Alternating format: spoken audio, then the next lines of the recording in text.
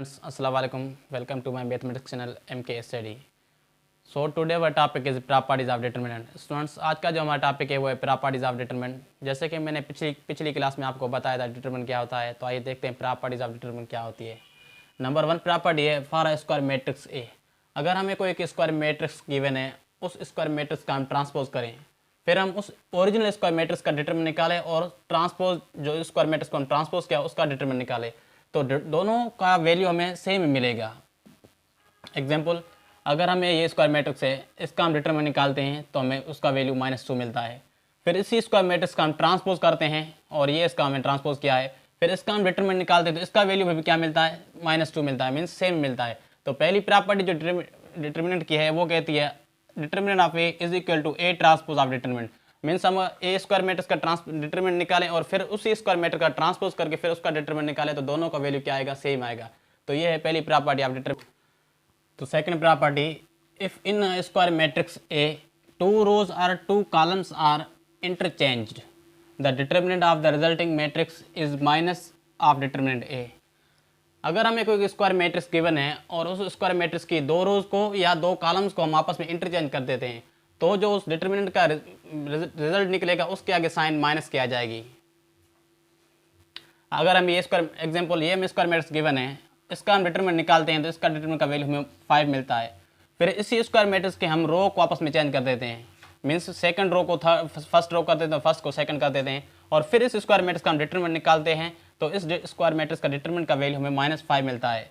तो second property कहती है अगर हमें कोई स्क्वायर मैट्रिक्स गिवन है, उस स्क्वायर मैट्रिक्स की 2 रोज को या 2 कॉलम्स को हम आपस में इंटरचेंज कर देते हैं तो उस डिटरमिनेंट का जो वैल्यू होगा ना उसकी साइन चेंज हो जाएगी। अगर पॉजिटिव आएगा तो नेगेटिव हो जाएगी, अगर नेगेटिव आएगा तो पॉजिटिव हो जाएगी। तो third property, if square matrix A has 2 rows और 2 columns are identical then the determinant of A is equal to 0। Third property कहती है अगर हमें कोई एक स्क्वायर मैट्रिक्स गिवन है और उसकी 2 रोज या 2 कॉलम्स आइडेंटिकल है, मीन्स सेम है, तो उस सूरत में उस स्क्वायर मैट्रिक्स का डिटरमिनेंट का जो वैल्यू होगा वो 0 होगा। तो आइए देखते हैं एग्जांपल। अगर ये हम स्क्वायर मैट्रिक्स है तो इसकी 2 रोज ये देखो आइडेंटिकल है, मीन्स सेम है, अगर इसका हम डिटरमिनेंट निकालेंगे तो उसका वैल्यू हमें 0 मिलेगा।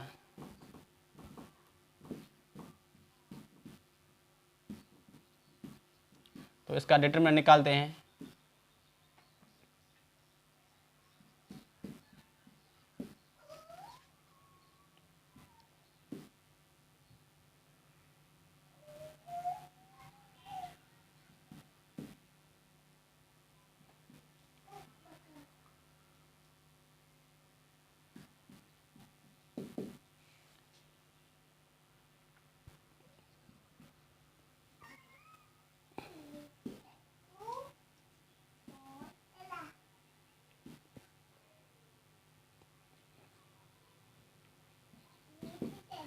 तो देखिए इस स्क्वायर मैट्रिक्स का डिटरमिनेंट का वैल्यू हमें क्या मिला है, 0 मिला है। तो सेम वैसे कॉलम मैट्रिक्स के लिए भी इक्वल है। अगर हमें कोई स्क्वायर मैट्रिक्स गिवन है और उसके 2 कॉलम्स आइडेंटिकल है, मीन्स सेम है, तो उस सूरत में भी उसका स्क्वायर मैट्रिक्स का डिटरमिनेंट का वैल्यू क्या निकलेगा, 0 निकलेगा। अगर इसका डिटरमिनेंट हम निकालेंगे तो वो 0 के बराबर होगा। तो फोर्थ प्रॉपर्टी है if all the entries of a row or column of square matrix A are 0 then the determinant of A is equal to 0। अगर हमें कोई एक स्क्वायर मैट्रिक्स गिवन है और उसकी एक रो या एक कॉलम 0 है तो उस सूरत में उस स्क्वायर मैट्रिक्स का डिटरमिनेंट होगा वो 0 के इक्वल होगा। तो आइए एग्जांपल इस स्क्वायर मैट्रिक्स का डिटरमिनेंट निकालते हैं।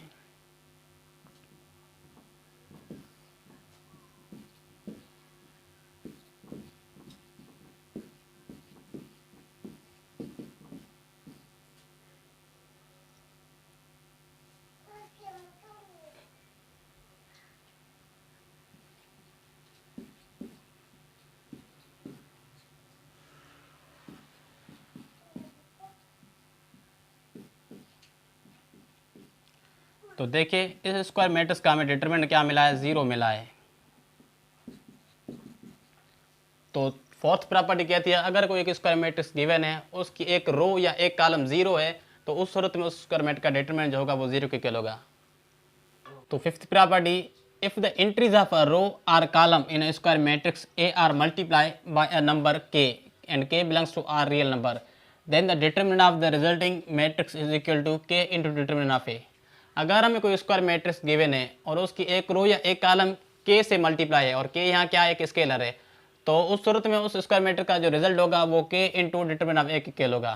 तो एग्जांपल, अगर हमें ये स्क्वायर मैट्रिक्स गिवन है और इससे हम के मल्टीप्लाई कराते हैं फर्स्ट रो से और उसे ए वन का नाम देते हैं, तो इस सूरत में अगर इसका हम डिटरमिनेंट निकालेंगे तो वो जो इक्वल होगा ए वन इंटू के इंटू ए डिटरमिनेंट। अगर इस रो से हम के कॉमन ले लेंगे तो हमें ये square original A square matrix मिल जाएगा। तो जो ए वन का डिटरमिनेंट होगा वो किसके इक्वल होगा, के इंटू डिटरमिनेंट ऑफ ए। तो ये होती है fifth property. Sixth property, if each entry of a row or column of square matrix A consist of two terms then the determinant can be written as sum of two determinants. अगर हमें कोई square matrix given है और उसकी एक रो या एक column दो नंबर की एडिशन में है, तो उस सूरत में उस स्क्वायर मैट्रिक्स के दो डिटरमिनेंट बनेंगे सम की फॉर्म में। मीन्स उसकी फर्स्ट रो में या फर्स्ट कॉलम में कोई दो नंबर एडिशन के फॉर्म में है, तो उस सूरत में उस स्क्वायर मैट्रिक्स के दो डिटरमिनेंट बनेंगे।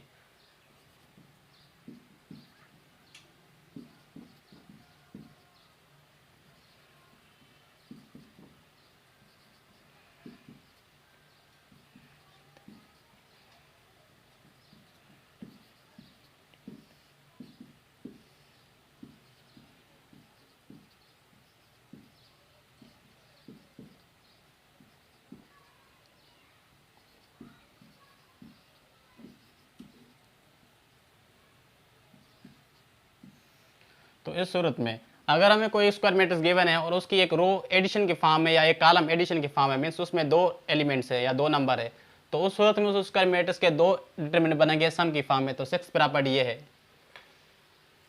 तो seventh property and last, if a square matrix A are in upper triangular form or lower triangular form, then the determinant of A is equal to its product of diagonal।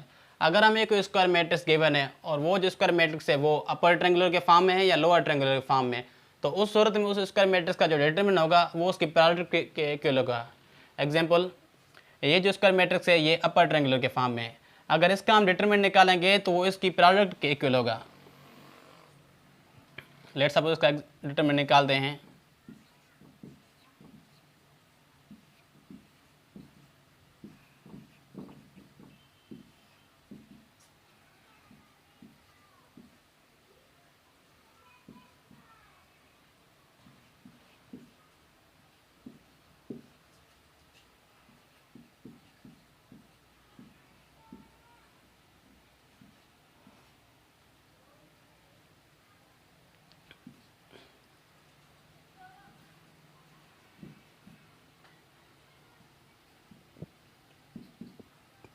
तो देखिए, अगर इस square matrix का हमने determinant निकाला, ये upper triangular के form में था, तो इस स्क्वायर मैट्रिक्स का डिटरमिनेंट जो आया वो डायगोनल के प्रोडक्ट के फॉर्म में मिला है हमें रिजल्ट में।